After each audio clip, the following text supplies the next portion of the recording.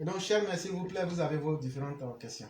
Oui, donc je disais que ils avaient arrêté Asmi au moment qu'il était militaire là, et que les djihadistes l'avaient arrêté.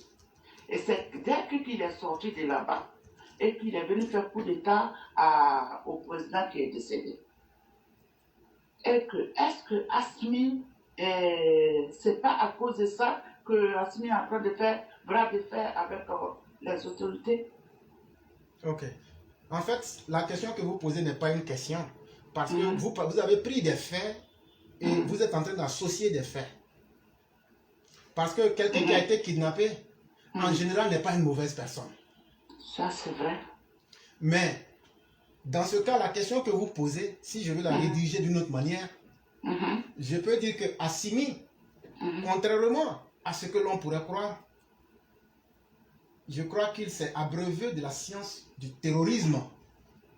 Et plutôt que d'être une victime du terrorisme, je crois même que ce kidnapping, si ça a été vrai, ça a été pour lui une école pour devenir un terroriste. Parce que quand un gouvernement quand un gouvernement d'un pays, parce qu'aujourd'hui, qu'on le veuille ou pas, ils ont fait un coup d'État, ils sont malvenus au pouvoir. Qu'on le veuille ou pas, c'est eux qui représentent l'autorité du Mali. Mais quand vous voyez un gouvernement d'un autre pays prendre des citoyens et des soldats d'un autre pays et les accuser pour atteindre des objectifs cachés, ça s'appelle du kidnapping. Voyez-vous, quand vous prenez quelqu'un en otage, quand vous privez quelqu'un de liberté et que vous demandez quelque chose en retour, ça devient un acte illégal, immoral. Et c'est dans ce chemin-là que s'est inscrit Assimi. Parce que ça a présenté ce monsieur et son régime comme une bande de voyous qui agissent dans l'illégalité pour obtenir ce qu'ils veulent à la tête d'un État qu'est le Mali. Et ça, c'est le premier mauvais signal qu'en plus de la tâche du coup d'État, qu'Assimi, c'est l'erreur fondamentale qu'il ne devait pas commettre. Mais malheureusement, pourquoi il a commis cette erreur-là? C'est là que votre question a tout son mérite. Assimi a dû être, peut-être, je ne sais pas si son cerveau a été lavé par les terroristes, ou bien que lui-même il s'inscrit à l'école du terrorisme là-bas. Mais tout porte à croire que, en fait, il s'inspire du mode des terroristes pour l'imposer à la tête d'un État, et donc ça transforme le Mali même en un État terroriste. Voilà. Oui, parce que la deuxième était que parce que les imams, pas les imams ivoiriens, les imams maliens qui résident en Côte d'Ivoire, qui sont partis voir, et que Asmi dit, j'ai vu qu'il dit que mais il ne va pas recevoir les imams, que lui n'est pas... S'il vous plaît, cher mère, il n'y a aucun imam de la Côte d'Ivoire qui allait voir Assimi. Non, il faut qu'on... Ce n'est pas les imams de la Côte d'Ivoire, non, mais les imams maliens. Voilà, il faut qu'on précise ça parce que dans l'amalgame, aujourd'hui nous sommes dans l'information. Voyez-vous, quand quelqu'un sort pour dire il y a 250 militaires ivoiriens qui ont été déployés à Tombouctou, et que l'information de la MINUSMA dit non, il y a eu 225. Pour l'homme ordinaire, il n'y a aucune différence. Mais alors qu'il y a un gros piège là-dedans, demain, ces mêmes personnes peuvent dire que la MINUSMA, en complicité avec la Côte d'Ivoire, ne déclarait pas les vrais nombres. Là où ils disaient qu'ils ont envoyé 243 personnes, en réalité c'est 225 personnes, en réalité c'est 250 personnes qu'ils envoyaient. Donc ils faisaient rentrer des petits contingents de 25 personnes, multipliés par 10, ça fait 250 personnes, ils ont attaqué le Mali. Donc c'est pourquoi aujourd'hui on ne s'amuse plus avec les détails. Et donc, quand vous avez dit les imams ivoiriens, je veux rectifier ça rapidement pour dire non. Ce sont les imams qui résident au Mali et en Côte d'Ivoire, les imams maliens et certains représentants de la société malienne qui se sont levés pour aller au Mali. Voilà, il faut qu'on clarifie ça correctement. Ok. La dernière, c'était par rapport à Sorodium. Parce que quand on a écouté l'écoute de Sorodium avec les Burkinabés, Sorodium mettait une stratégie pour dire il faut taper là, il faut taper là. Et je me dis que si nos soldats, nos 49 soldats sont au Mali, sont détenus au Mali, et qu'on sait que Sorodium est au Mali, est-ce que ce n'est pas une stratégie là au moment tout le monde nous dit qu'on se base sur le Mali, alors qu'il est en train de faire monter des gens pour venir taper la Côte d'Ivoire. Cher mère, Oui, je peux vous assurer d'une chose. oui, C'est Alassane Ouattara qui nous dirige. oui. Le président de la Côte d'Ivoire, là, peut-être que moi je ne le connais pas. Comment il s'appelle? Alassane Ouattara. Et c'est le fils de Nabintou Cissé. Comment tu sais bien? Cher mère, soit Alassane Ouattara, c'est moi qui vous dis ça. Ok. Toute velléité sera réprimée correctement. C'est pas faute de ne pas essayer, mais allez dormir sur ça. Tant que Alassane Ouattara est président de la Côte d'Ivoire, là, l'humiliation que les opposants veulent, c'est de lui imposer une guerre. Et la deuxième humiliation, Soro Guillaume, vous vous souvenez à l'époque, j'avais dit qu'il voulait attaquer à partir de la Guinée. Oui, Et oui. j'ai dit que son objectif, c'est de créer une zone pour forcer Ouattara au dialogue. Parce que Soro Guillaume a eu une mauvaise idée. Lorsque le putschiste de la Guinée avait fait son coup, qu'on a envoyé Alassane Ouattara et les autres, Soro Guillaume a fait un tweet où il a dit, aujourd'hui le puissant Alassane Ouattara s'assoit avec les putschistes. C'est vrai. Et donc, ça veut dire quoi? Indirectement, il nous disait que lui va faire la même chose et il va imposer à Ouattara de s'asseoir pour discuter. Et c'est pourquoi je vous dis aujourd'hui, et je vous le réitère, Alassane Ouattara ne va jamais discuter avec Assimi Goïta, ça c'est un. Parce que pour la simple bonne... Et Alassane Ouattara ne va jamais discuter avec Soro Guillaume pour la simple bonne raison que Alassane Ouattara, le fils de Nabintou, parce qu'il y a beaucoup d'hommes qui s'appellent Alassane Ouattara. Tout à fait. Moi, je suis en train de parler du fils de Nabintou Ouattara. Si, c'est. Son papa s'appelle Ouattara. Et puis il vient de Kongla. C'est de Alassane là que moi je parle. Le vrai président de la Côte d'Ivoire, c'est de lui moi je parle. Il est trop garçon pour qu'on lui impose des désirs de personnes qui sont dans l'illégalité. S'il fait ça, c'est qu'il n'a jamais été au FMI. C'est vrai, merci. Il peut pas. Il peut même pas, même s'il veut là. Son background ne lui permet pas de descendre dans la bouffe. C'est ce Alassane Ouattara là. Il a dit en 2018 ou 2019 à Kachola, je ne me souviens plus exactement de la date, vous m'excusez. Il a dit, je ne permettrai pas qu'il y ait des troubles dans ce pays. Ça veut dire quoi? Ça veut dire, cher, et il a dit, faites-moi confiance. Il a dit aussi. Mais quand un homme comme Alassane vous dit de lui faire confiance là, ça veut dire, il va mettre tous les moyens de l'État en place pour assurer la sécurité des Ivoiriens. Parce que ça fait partie aussi du plan de l'opposition, comment humilier Alassane Ouattara. Parce que Bédié dit, lui là, qu'on explique tout ce qu'on veut, lui il s'en fout. De la même manière que lui il a été humilié là, il faut que lui il humilie Alassane Ouattara comme ça. Non, Astagfirullah. Babo aussi dit, de la même manière que Ouattara m'a humilié là, il faut que je l'humilie comme ça. Jamais de la vie. Est-ce que Alassane Ouattara a oublié ça? Non. Ce n'est pas parce que on est dans ce n'est pas parce que les choses sont tranquilles qu'il faut s'oublier. En fait, on est sur la toile, il y a la réalité de la toile. Ça, Mais vrai. la vraie vie ne se passe pas sur Internet. Si la vraie vie se passait sur Internet, depuis longtemps, Soro Guillaume est devenu président. Parce que c'est lui qui nous a dit qu'il avait 10 millions d'abonnés. C'est lui qui nous a dit qui nous a fait beaucoup de promesses sur la toile.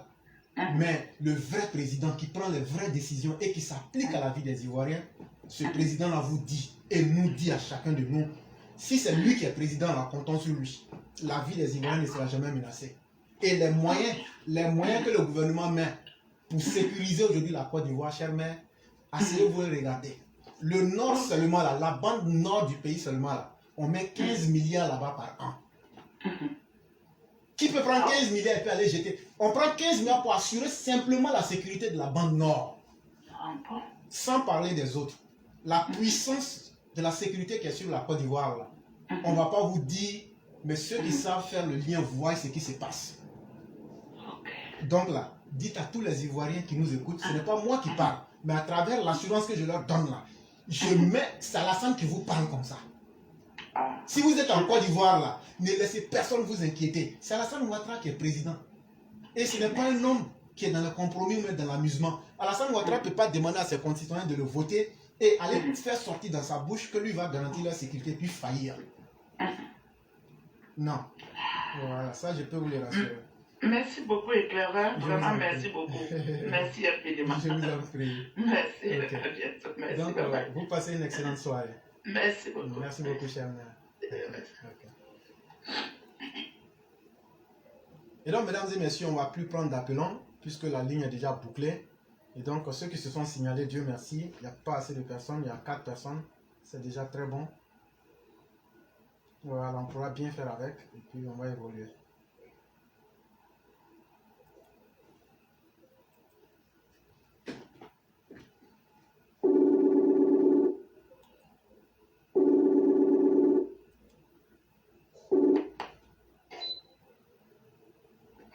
Allô?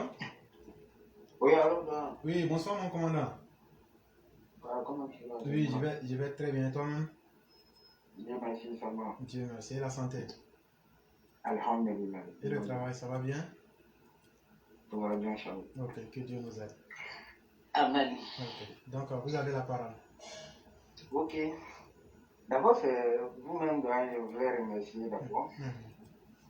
Et on a une question toujours qu'on répond dessus, au niveau de la justice en Côte d'Ivoire.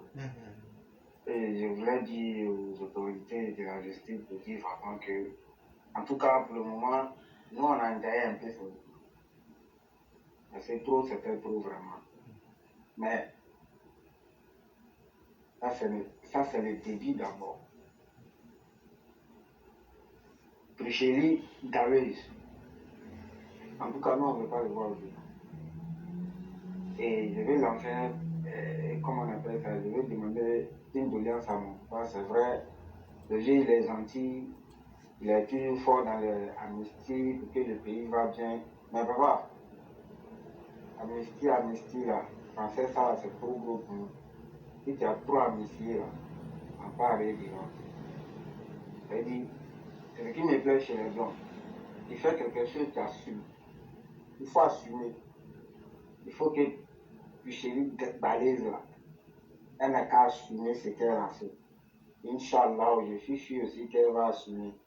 Mais si la justice l'a laissé aussi là, à s'occuper d'elle, ça c'est clair. Non mais, cher frère, c'est ce que vous dites tous les jours, mais on ne voit pas d'action. Parce que vous, les militants du RHDP, il y a beaucoup qui disent, si ça là est comme ça, là, on va faire ça. Nous, on va faire ça, mais on ne voit rien aussi. Comment on peut régler cette question pour une fois?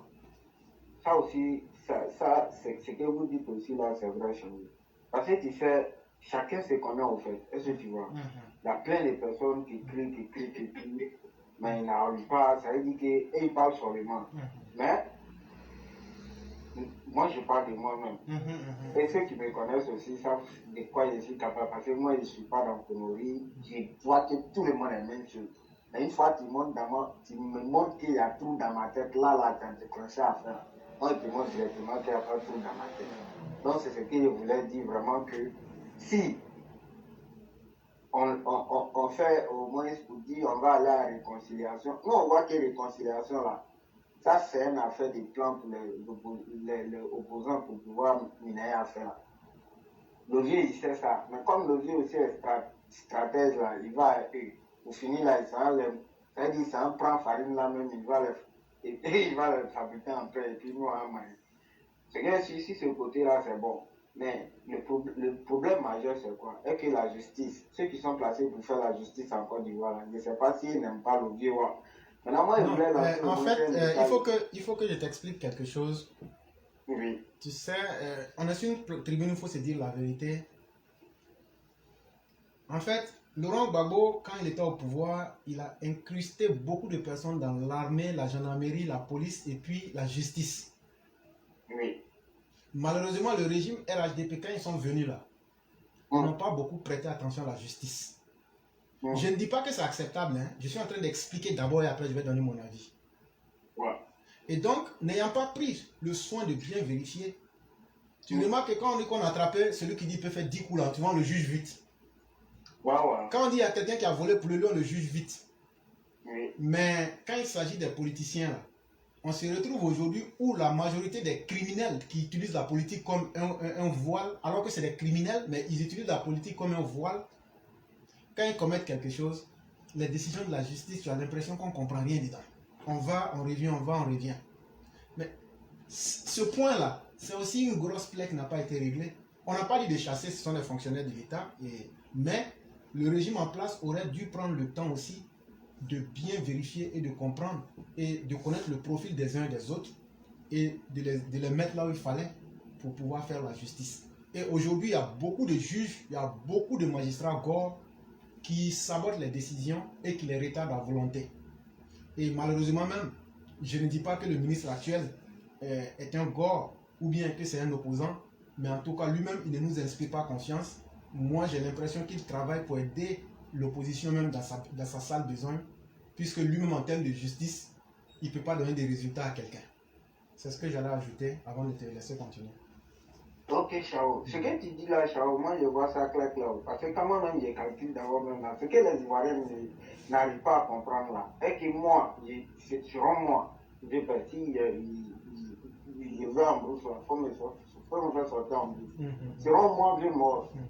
Tous ceux, par exemple, ça c'est clair, il faut qu'on se dise la vérité. Par exemple, quand tu as parlé des mouvements de blé ou des trucs, les gens vont dire non, il faut laisser ça, c'est la Côte d'Ivoire, Maniel Loto, José Motané, tous ceux qui ont, ça veut dire, tous ceux qui ont sang des Ivoiriens sur les mains là, et ils ne doivent même pas même venir pour dire qu'ils vont faire politique. Même député, même ils ne doivent pas devenir dans Côte d'Ivoire ni sans le président de la République. Parce qu'ils ont tué nos frères, ils ont tué nos petits frères, ils ont tué nos petites soeurs.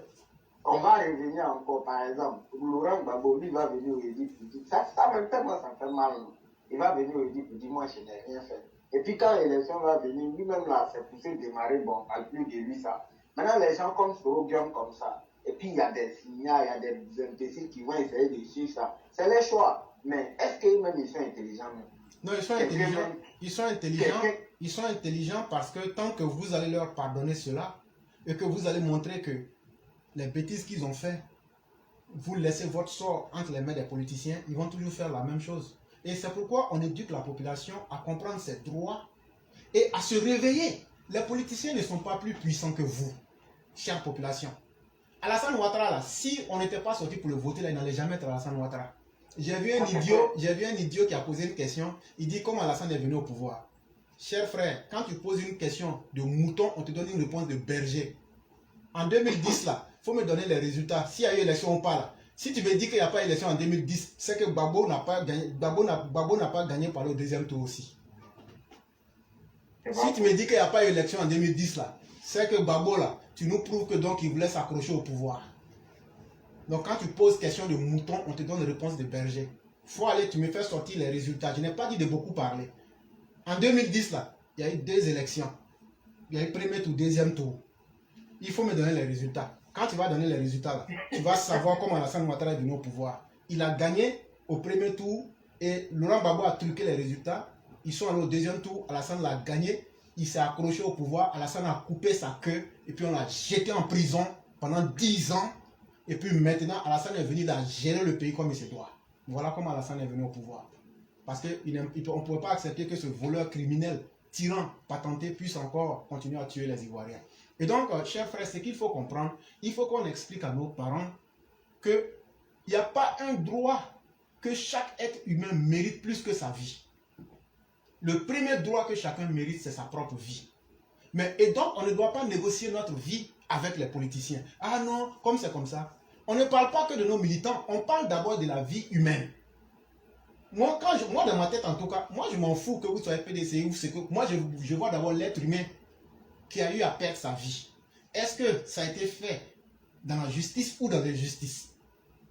Si c'est dans l'injustice, on ne regarde plus la coloration ou même l'origine de la personne.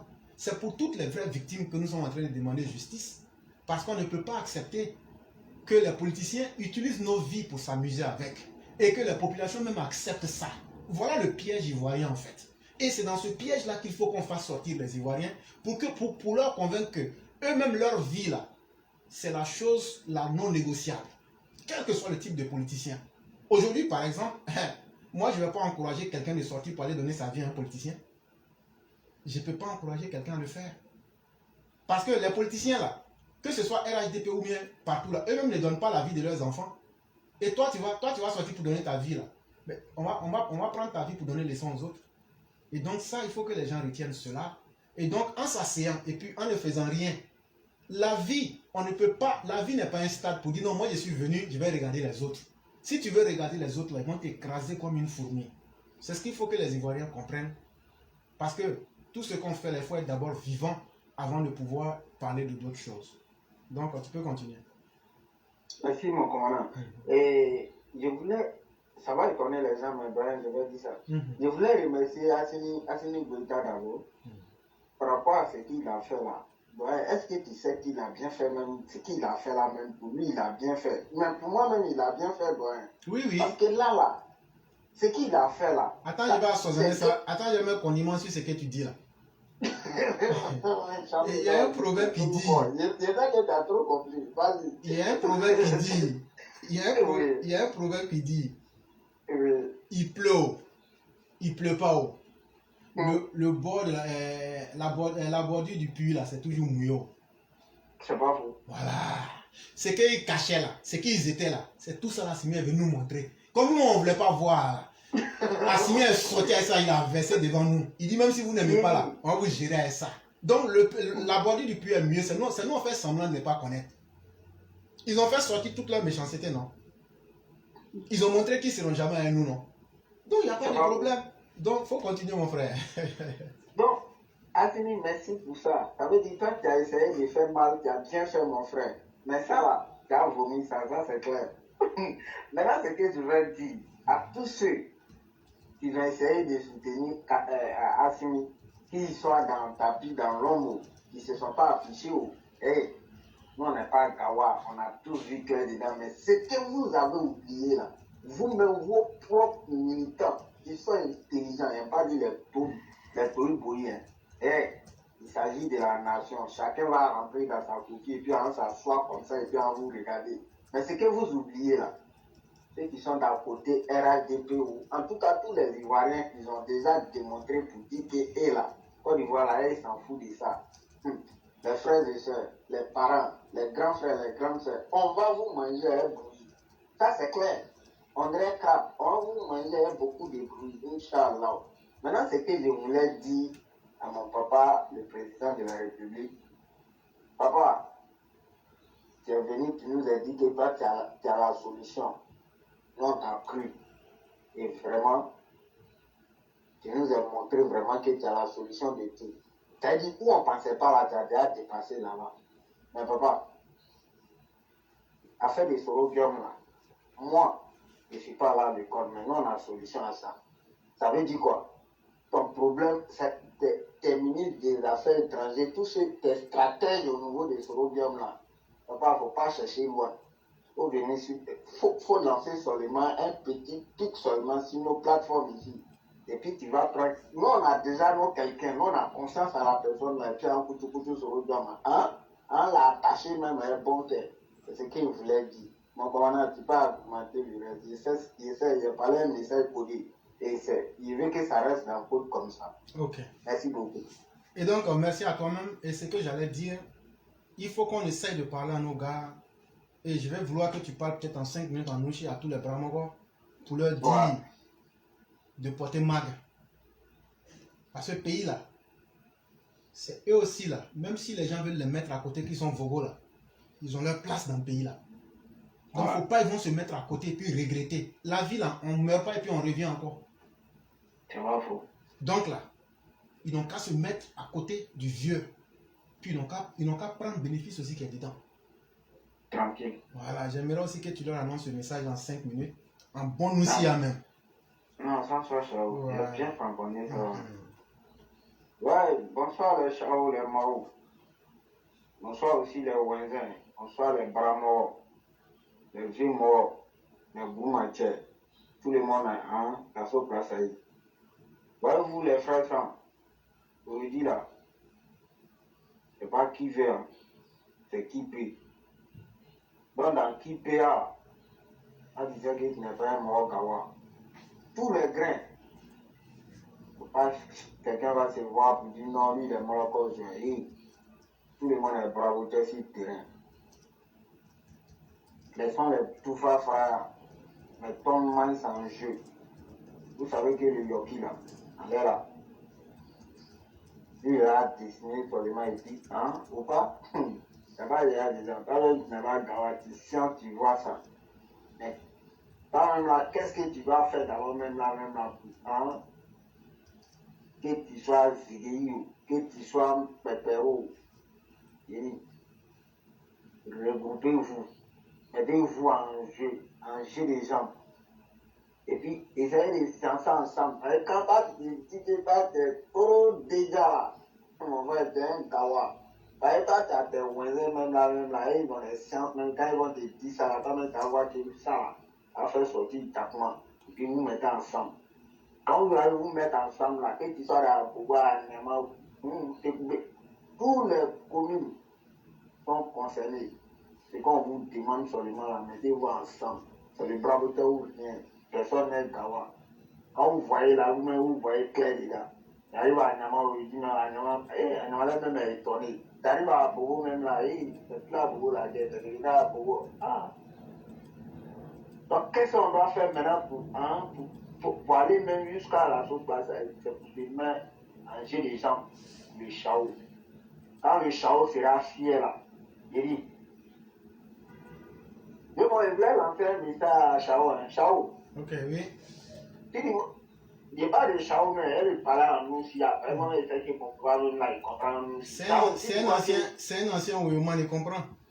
Ah, il comprend. Chao, tu vois qu'il y a beaucoup de voisins qui sont là, ils sont morts encore joués là. Pour dire, hé, voilà ça. Chao, il y a des décalements, ils sont morts de terrain. Chao, c'est pas Yaya. Quand c'était chaud en 2010 là, c'est nous on a donné poitrine. Nous les morts de transport là. Nous on mettait seulement pays là, nous on paralysait pays là seulement. Et puis les maudits là, ils venaient, ils tiraient sur nous. Nous on a les morts qui tombaient, mais nous on n'a jamais reculé. Et nous là, c'est la force tranquille. On était des gendarmes pleins. Quand on dit on roule pas, on roule pas. Alors toi même tu connais ça aussi, à part Ouyo, il n'y a pas de pas. Ville morte là, ça a déséquilibré les. Hein? Ça tu connais non? Mais le vrai problème là, les morts sont en boule. Mais c'est pas, on est tellement taillé de toi, donc on ne peut pas dire ça, mais moi j'ai dit ça à Chao. Chao, a fait des Ouyo pour 5 ans, 10 ans, pour la Chao, il faut laisser ça. C'est ce qui fait qu'il y a trop de qu'on ne peut pas te dire Chao.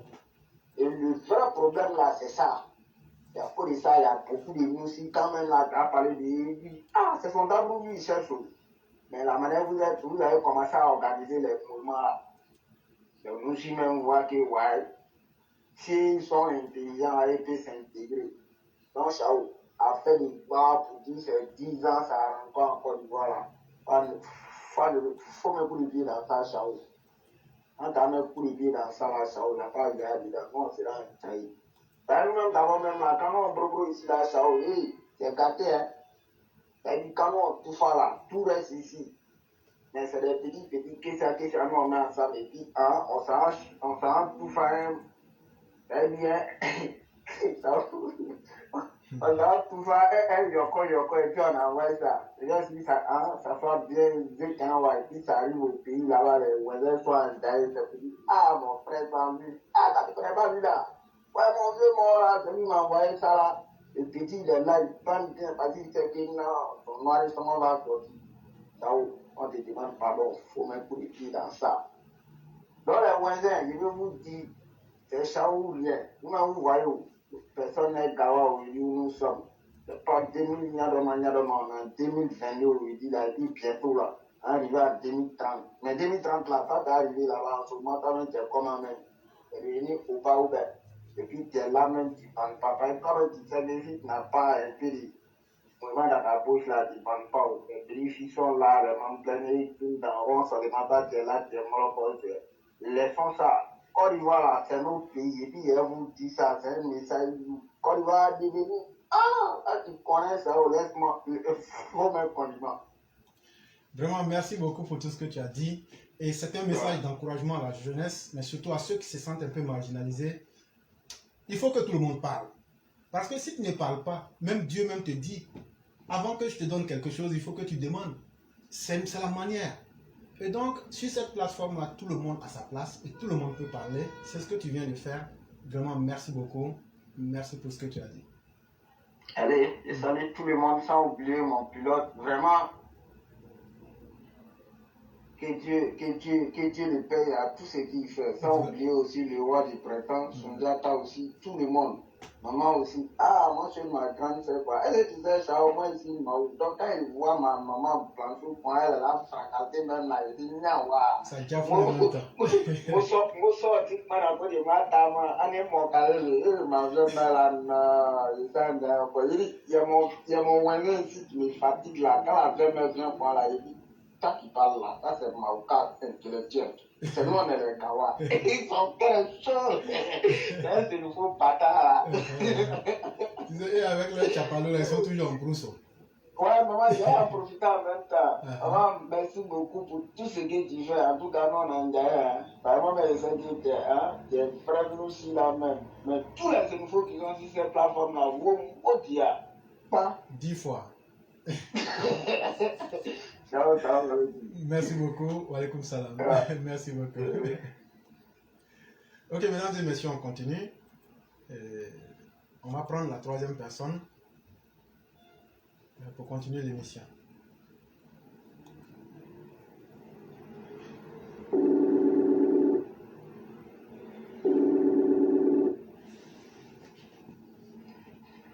Allô? Oui, bonjour cher frère, comment ça va? Oui, ça va, cher frère. Dieu merci. Donc, bonsoir à tous les élèves de la classe. Bonsoir à vous-même. Bonsoir à tous nos mères. Donc, cher frère, comme on ne pris pas le temps, je vais aller rapidement. Cher frère, moi, j'arrive pas à comprendre quelque chose. Nous avons remarqué lorsque cette bande de militaires en tenue de vigile de Bamako avait décidé de mettre fin aux missions de la France dans le cadre de l'opération Barkhane. Nous avons tous assisté à, au contingent allemand aussi, même suédois, qui avait décidé aussi de ne plus participer. Et même aussi, parce que même égyptien aussi. Voilà, égyptien, parce que le Mali ne respectait pas les différents protocoles qu'ils avaient signés ensemble. Donc nous aujourd'hui, on a nos militaires qui sont encore détenus par Assimi Goïta. Maintenant, moi je ne sais pas pourquoi la Côte d'Ivoire décide toujours d'emmener des militaires afin de pouvoir aider la MINUSPA dans cette mission-là. Je ne sais vraiment pas pourquoi la Côte d'Ivoire continue. Je ne sais pas pourquoi. Parce que, est-ce que le président de la République n'a pas dit que c'est l'ONU qui va résoudre cette histoire avec les militaires ivoiriens? Est-ce que la représentante de l'ONU n'est pas allée à Abidjan, ainsi qu'elle est partie, elle est allée voir aussi Assimi Goïta, ça n'a pas eu de suite. Donc ce dernier-là, il ne veut pas écouter, il ne veut rien faire. Donc mais pourquoi nous continuons toujours à envoyer nos soldats aller défendre des personnes même qui ne méritent pas? Est-ce que, peut-être dans ce que nous sommes en train de faire, la Côte d'Ivoire, est-ce que c'est quelque chose de stratégique? Ou bien on veut toujours continuer parce qu'on a un engagement international? Ok. Donc, je vais répondre à votre question par la suivante. Vous vous souvenez, hier, j'ai parlé un peu de l'ONU, n'est-ce pas? Et j'ai dit qu'il y a les 15 membres permanents. Et parmi les 15 membres permanents, en réalité, il y a 5 qui sont véritablement permanents. Et que chaque année, les 10, là, on les vote en fonction des zones géographiques dans le monde. Okay. Est-ce que tu sais, je ne sais plus si la Côte d'Ivoire est encore membre non permanent ou bien si la Côte d'Ivoire ne l'est plus. Mais ce que je veux vous dire, quand le monde te respecte, ce n'est pas à toi de manquer de respect au monde. Je me réexplique. Quand tu as la confiance du monde, quand tu as la confiance de tout le monde, qu'est-ce que tu gagnes en perdant la confiance de tout le monde et de gagner l'irrespect de tout le monde? Je préfère avoir la confiance de tout le monde. Avec Alassane Ouattara, la Côte d'Ivoire a eu une stature, une élégance internationale qui fait mal à beaucoup d'Africains aujourd'hui. Ça, je ne te mens pas. Quand tu as vu les grandes conférences sur le COP 21 et plusieurs Alassane, ce n'est pas le fruit du hasard. Ça prouve la puissance diplomatique de la Côte d'Ivoire. Après Houphouët-Boigny, la Côte d'Ivoire ne s'était jamais portée mieux à l'international que sous le président Alassane Ouattara. Il faut bien écouter ce que je dis là. Et donc, un vrai président n'est pas celui qui se concentre exclusivement sur son petit pays. Puisque les relations internationales et la réalité politique du monde est beaucoup plus vaste que les petits pays que vous voyez.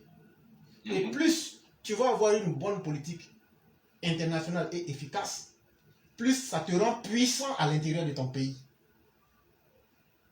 Et Alassane a compris cela. Regarde aujourd'hui les félicitations que la MINUSMA a eu à dire sur le contingent qui vient de rentrer. Va, tu lis les différents critères qu'ils ont donnés. Aujourd'hui, là, si nous, Ivoiriens, on dit que nous avons une armée qui est efficace, une armée qui est de taille, les gens, ah non, vous êtes des endoctrinés, des moutons, oui, il n'y a pas de problème. Bon, maintenant, là, allez prendre le rapport du monde entier. Les plus de 180 pays disent quelque chose qui est là. Est-ce qu'ils sont moutons encore? Non. Et donc, ce qu'il faut comprendre, on ne prend pas des armées d'opérette pour aller faire des missions de paix. Et donc, c'est ce que j'ai dit.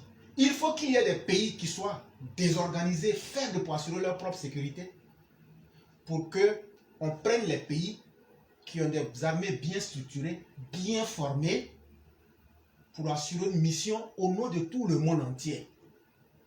Je vois beaucoup de militants qui disent « Mais pourquoi on est parti? Pourquoi on n'est pas parti ?» Non, non, non, non, non, non.